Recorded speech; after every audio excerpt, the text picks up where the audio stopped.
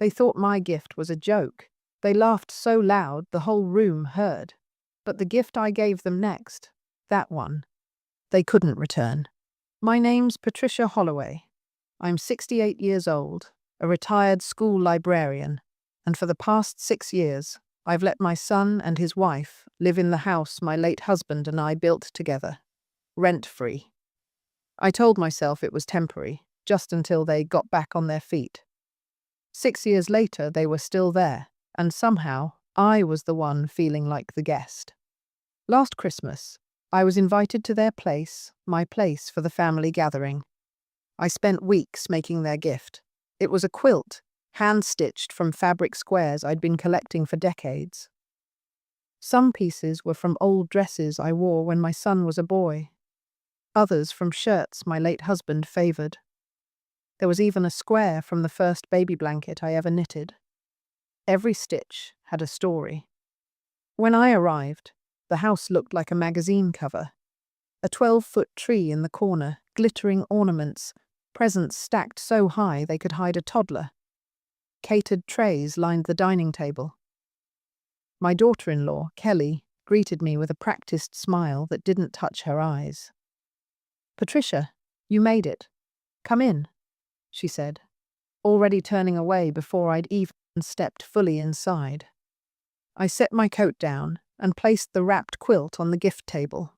Red paper, gold ribbon. I'd even attached a small card explaining the meaning of the fabric pieces, thinking they might appreciate the history.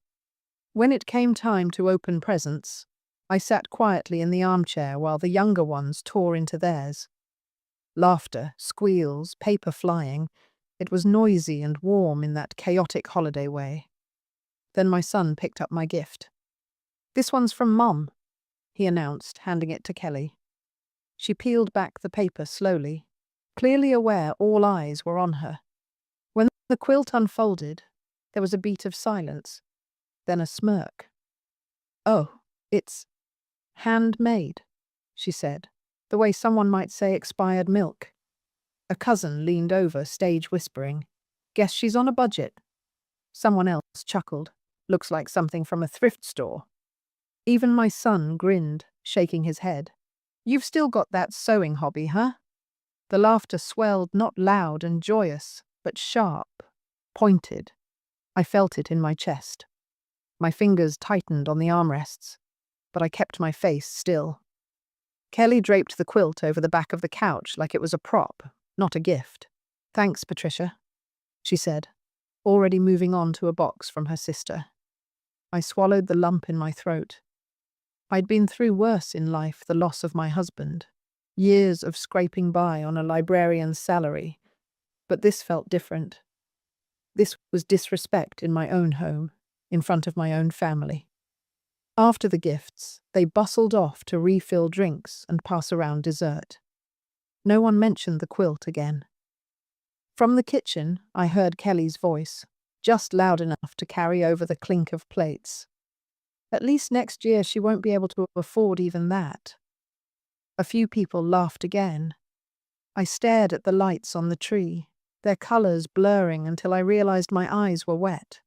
I dabbed them quickly with the napkin. I wasn't going to give them the satisfaction of seeing me cry. When it was time to leave, my son gave me a quick hug. "Drive safe, Mum," he said, like everything was fine. But as I stepped out into the cold night air, snow crunching under my boots, I made myself a promise. Next Christmas, they'd remember my gift, and not for the reasons they thought. The drive home was slow. Snow drifted lazily under the glow of the street lamps, the roads slick with ice. Christmas lights twinkled from the houses I passed, each one a reminder of the warmth I'd once felt this time of year. But tonight, all I could feel was the echo of their laughter. I'd learned a long time ago that sometimes silence was stronger than shouting. In my years as a school librarian, I'd faced unruly children, arrogant teachers, and the occasional overbearing parent. Raising my voice had rarely solved anything. Instead, I'd watch, listen, wait, and then act when they least expected it. But I'll be honest, Part of me wanted to turn the car around, march back inside, and tell every single person exactly what I thought of them. Instead, I kept driving, hands steady on the wheel. When I pulled into my driveway, their driveway, the porch light was still on, casting the same warm glow it had when my husband and I first moved in 42 years ago. The siding had been repainted, the landscaping updated, but the bones of the place were the same. Every corner held memories: first steps, anniversary dinners, quiet nights by the fireplace. I stood there for a long moment, keys in hand, remembering the day I'd handed them those keys. It was 6 years ago. My husband, Robert, had been gone for 2 years. The house felt too big and too quiet for me. My son, David, and Kelly had just had their second child. They were struggling, or so they said. Rent was eating up their paychecks, daycare was expensive, and David's job at the time was unstable. "Why don't you move in here?" I'd offered. "It'll give you a chance to save. You can get back on your feet." They'd hesitated for all of 5 seconds before agreeing. At the time, I thought I was doing the right thing. A few years of help, then they'd buy their own place. Only, they never left. Over time, they stopped treating it as my house. Little things changed. My wedding photo disappeared from the mantel. The armchair Robert always sat in was moved to the garage. The walls were painted without asking. When I'd visit, Kelly would say things like, "Make yourself at home," as if I were a guest. And then came the comments. The ones you could almost laugh off if they weren't so frequent. "That sweater's cute vintage, right? You still use a flip phone? How quaint. You don't need to be in the family photo, do you? It's just for the Christmas card." Each one left a small bruise I never let them see. But Christmas night, hearing them mock my gift, was the deepest cut yet. When I stepped inside my little rental apartment, the one I'd moved into so they could have the house, I set down my purse and coat, poured myself a cup of tea, and sat at the kitchen table. The quiet wrapped around me like a blanket, but it wasn't comforting tonight. It felt sharp. I thought about Robert. He'd been a man of few words, but he had a saying he used whenever someone crossed a line: "You can't teach respect with kindness they don't value." I picked up my phone and stared at the screen. I could call David. I could tell him I didn't appreciate the way I was treated, but I knew how that would go: a quick apology, maybe an excuse. Then nothing would change. No, this wasn't going to be a conversation. This was going to be a lesson. And the thing about lessons is, sometimes they take a while to set up. 2 days after Christmas, I decided I wouldn't let the hurt just sit inside me. I'd start with David. Maybe a part of me still hoped there was some misunderstanding, that if I spoke to him one-on-one, he'd realize how badly he'd crossed the line.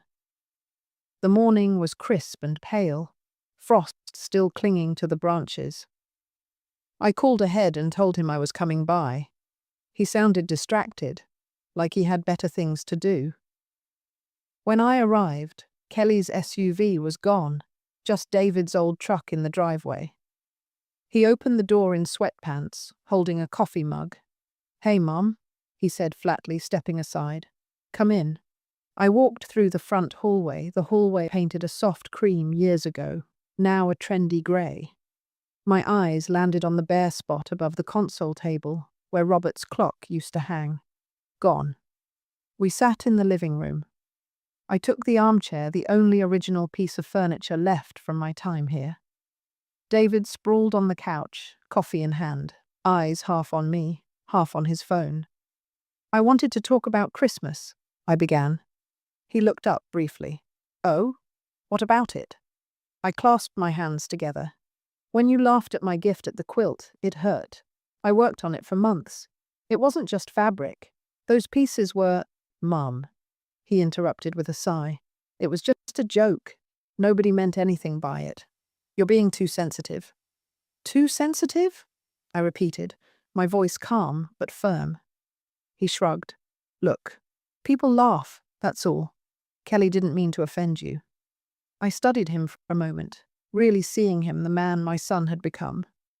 Somewhere along the way, gratitude had turned into expectation, and expectation into entitlement. "Do you remember whose name is on this deed, David?" I asked quietly. He frowned, setting his coffee down. "Ours. Well, yours, technically, but we've been here for years. It's basically ours now." There it was. That easy claim, like the last 6 years, had rewritten history and erased the decades Robert and I had spent building this life. "You think just because you've been here long enough, that makes it yours?" He leaned back, smirking a little. "Kind of, yeah. I mean, you're not exactly living here anymore. You've got your own place. We take care of this one." I almost laughed. They took care of it? The same people who'd painted over my memories without asking? Who'd replaced Robert's armchair with some oversized leather monstrosity? Instead, I stood up. "I just wanted to see where we stood," I said, keeping my voice even. He looked confused. "Where we stand on what?" "On respect," I said simply. "And now I know." I walked toward the door, my heels clicking against the hardwood, the same hardwood Robert had laid with his own hands. As I stepped outside, the winter air hit me like a wake-up call. Any tiny sliver of hope I'd had about reconciliation dissolved. David didn't see me as his mother anymore, not in the way that mattered. He saw me as a resource, a roof, a safety net he could take for granted. I got in my car and started the engine, the hum steady and low, one confrontation down, one more to go. Kelly was next, and I had a feeling she'd give me even more reason to do what I was already planning. 2 mornings later, I spotted Kelly at the grocery store. She was in the produce section, wearing a camel-colored coat that probably cost more than my monthly grocery bill, scrolling through her phone while a half-empty cart sat beside her. I could have ignored her. I could have turned down another aisle and pretended not to notice. But I'd been quiet long enough. "Kelly," I said, stepping up beside her. She looked up, flashing that hostess smile she always wore when there were witnesses. "Patricia, out doing some shopping?" "Just picking up a few things," I replied. "You?" "Same. David's working late tonight, so I'm making dinner. You know how he loves my lamb roast." I smiled faintly, thinking of the hundreds of meals I'd cooked for my son when Kelly was still learning how to boil pasta. "Speaking of Christmas dinner," I said, tilting my head, "there's something I wanted to ask you about." She blinked. "Oh? I overheard you in the kitchen, after the gifts," I said lightly, almost conversational. "You said, at least next year she won't be able to afford even that." Her smile froze, but only for a second. "I don't remember saying that," she replied a little too quickly. I held her gaze. "You did." She huffed out a laugh, tossing an apple into her cart. "Well, I probably didn't mean it the way it sounded. You know how family banter can be." "Banter?" I repeated. "Interesting word for it." Kelly adjusted her scarf, trying to look busy. "Patricia, you can't take everything so personally. We appreciate everything you've done for us. I mean, living in the house rent-free all these years? It's been a blessing." I raised an eyebrow. "A blessing? For you?" She shrugged like that was obvious. "Well, yeah, but let's be honest. It's not like you needed it, and you can't expect us to rely on your little pension forever. We have our own lives to think about." There it was, the slip I'd been waiting for. "My little pension?" I asked calmly. She winced slightly, then recovered. "I just mean, you're comfortable. And besides, the house feels like ours now. We've made it our own." I let a small smile curl at the corner of my mouth. "You're awfully confident about that roof over your head." Her brows furrowed. "What's that supposed to mean?" "Nothing you'll need to worry about. Yet," I said, letting the pause hang just long enough to make her shift uncomfortably. I could see it in her eyes, that flicker of unease, quickly masked by her usual polish. But I'd planted the seed, and seeds have a way of growing in the dark. "Well, I said, glancing at my cart. I should let you get back to your shopping. Kelly forced a smile. Of course. Good seeing you. As I walked away, I caught a glimpse of her in the reflection of the freezer door phone in hand, already texting. No doubt letting David know I'd just been acting weird. I didn't care. In fact, it suited me just fine if they started to wonder.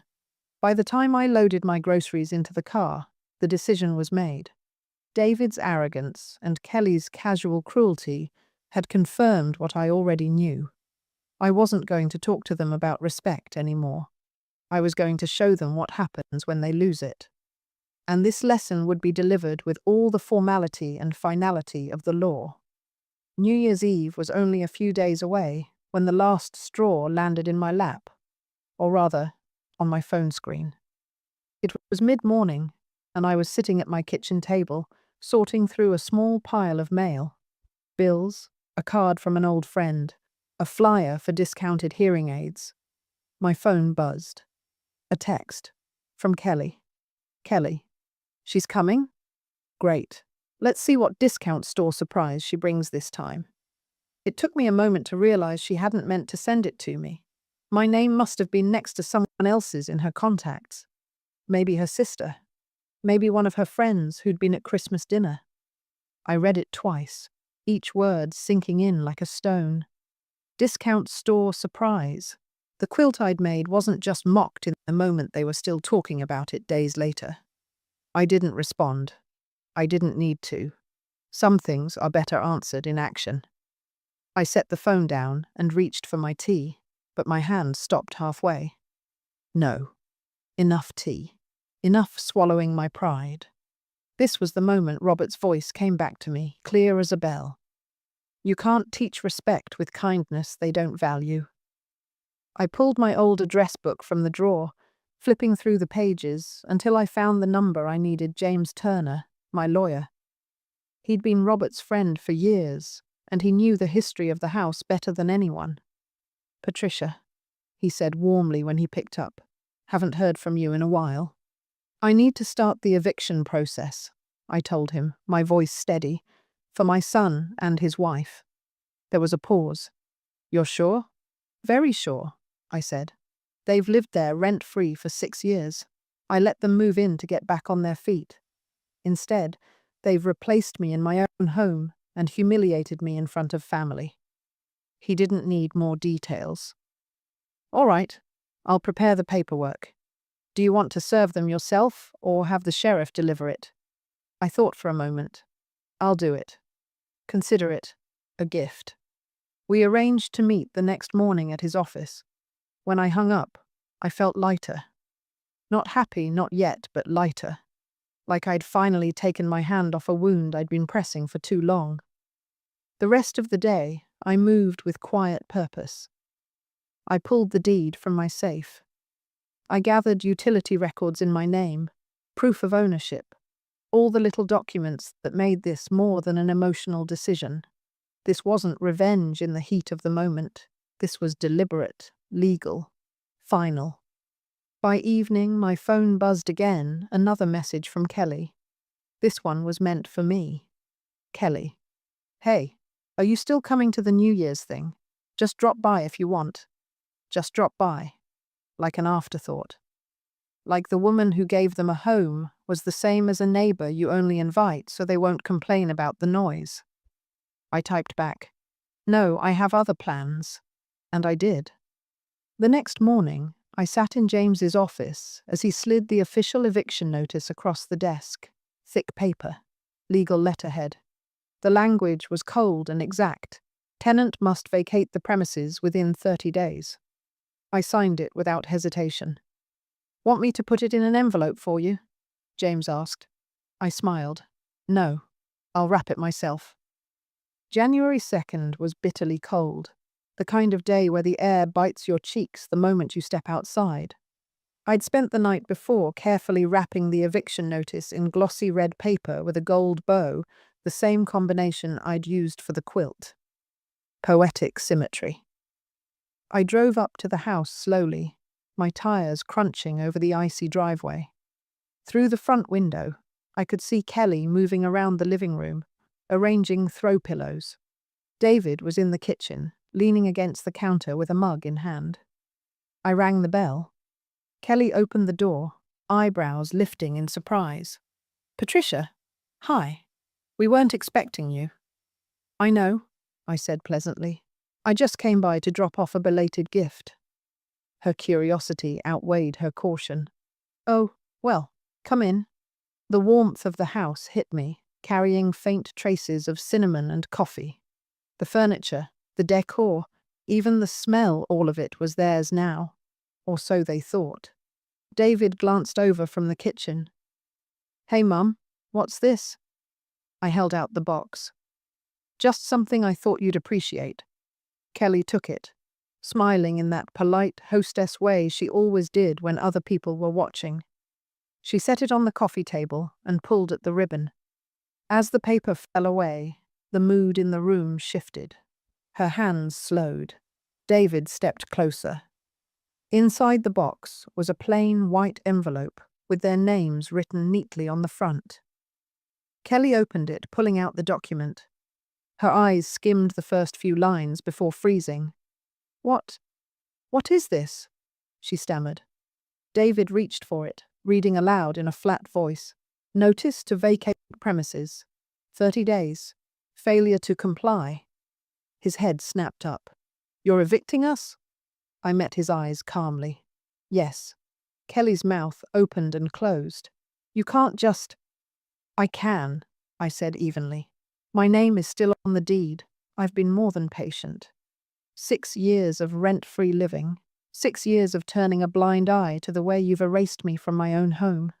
But after Christmas, after the way you laughed at my gift, and after the messages you sent about me, I've decided my kindness is better spent elsewhere."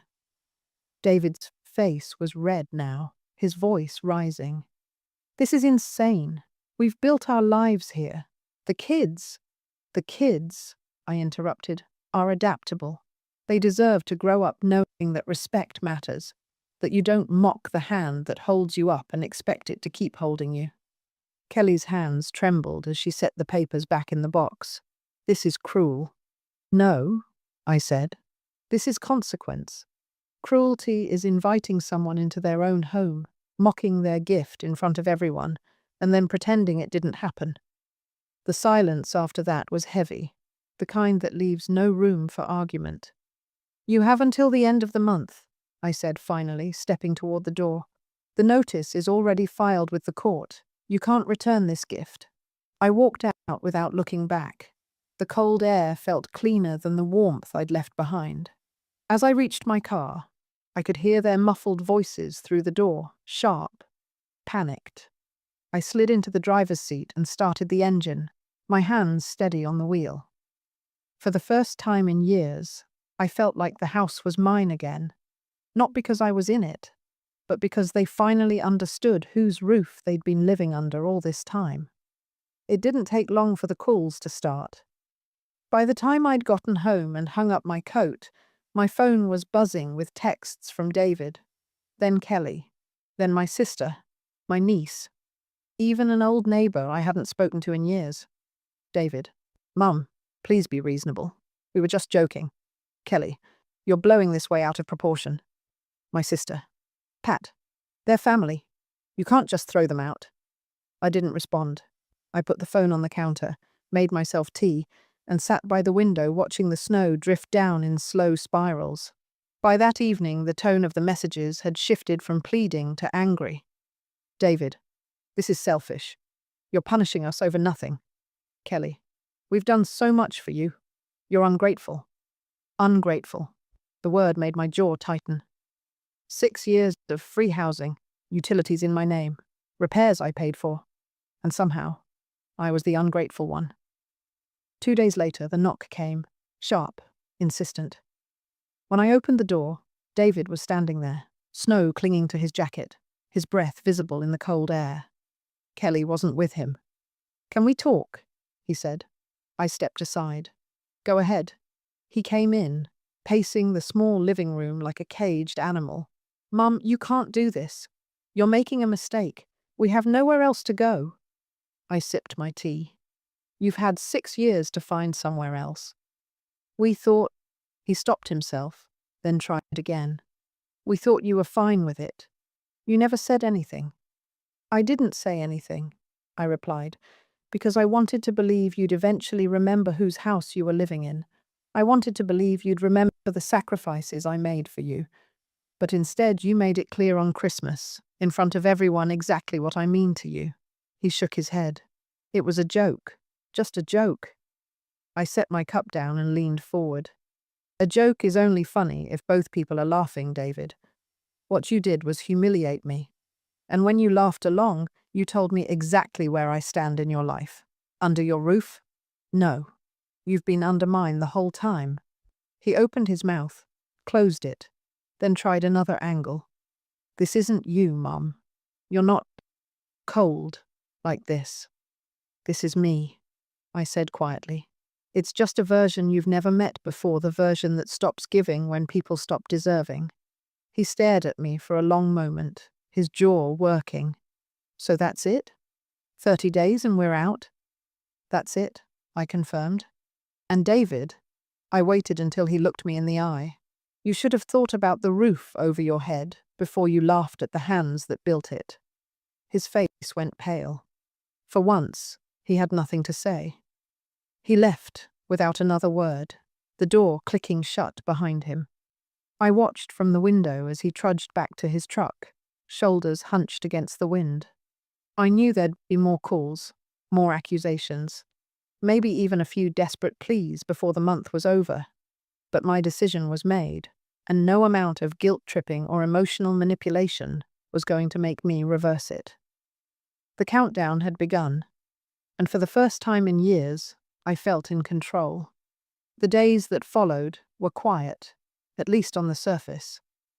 The storm had moved from my phone to behind closed doors, where David and Kelly scrambled to figure out their next move. I heard bits and pieces from relatives. They're furious. They're calling you heartless. They said they'll never speak to you again. Each time, I simply said, "All right," and went about my day. The legal process unfolded exactly as James had promised: certified notices, court filings, the 30-day clock ticking down, unstoppable. By the final week of January, the driveway was crowded with cardboard boxes, plastic bins, and furniture awkwardly draped in blankets. Neighbors slowed as they drove by, watching the golden couple of the block reduced to a moving day mess. I stayed out of sight, sitting by my window with a book and a mug of tea. Every so often I'd glance up to see David carrying a box, Kelly barking orders as she tried to wedge their sofa through the front door. It was strange I didn't feel triumphant the way I thought I might. I didn't want them ruined. I just wanted my dignity back. And watching them work in the cold, I realized something. They would never forget this lesson, whether or not they ever admitted it to me. On the final day, David knocked, not to argue, just to hand me the keys. He didn't meet my eyes. "Here," he said simply. I took them, the metal cool against my palm. "Good luck," I told him. He nodded once, turned, and walked away. When the moving truck rumbled off, the silence that settled over the house was different. Not the lonely kind I'd known after Robert passed. This was a peaceful silence, a clean slate. I stepped inside. It still smelled faintly of them, the citrus cleaner Kelly favored, the cologne David wore. But beneath that was something older, more familiar. The scent of wood floors that Robert had laid himself. The faint aroma of the fireplace where we'd sat every winter. My home. Over the next few weeks, I restored small pieces of it. Robert's armchair returned to its spot by the window. Our wedding photo went back above the mantel. The quilt, my quilt, I folded neatly over the back of that chair. I didn't rush to move back in. I took my time, visiting on weekends, airing out rooms, making small repairs. I wanted the space to feel like mine again before I stayed overnight. The following Christmas, I invited a different kind of gathering. Not the glossy, magazine-perfect parties Kelly used to host, but a warm, simple dinner with people who valued me. My friend Marlene brought a casserole. My neighbor's teenage daughter came by to sing carols. Even my old colleagues from the library stopped in, bringing homemade pies. When it came time to open gifts, I pulled out the quilt. "This was meant for family," I said, my voice steady. "Last year it was laughed at. This year I want it to be received the way it was intended." Marlene unfolded it, tracing her fingers over the different squares. "Patricia," she said softly, "this is beautiful. Every piece has a story, doesn't it?" I nodded. "Every single one." They asked about each square, where the fabric came from, what it meant. They listened. They cared. And as the quilt was passed from hand to hand, I realized something. Revenge hadn't been the point. Respect had. Evicting David and Kelly didn't erase the years of slights, but it drew a line they could never cross again. It reminded them and me that kindness is a choice, not a debt, and once it's abused, you can take it back. When the night wound down, I stood at the doorway, seeing my guests off into the crisp winter night. Marlene hugged me and whispered, "You deserve this, Pat. All of it." And for the first time in years, I believed her.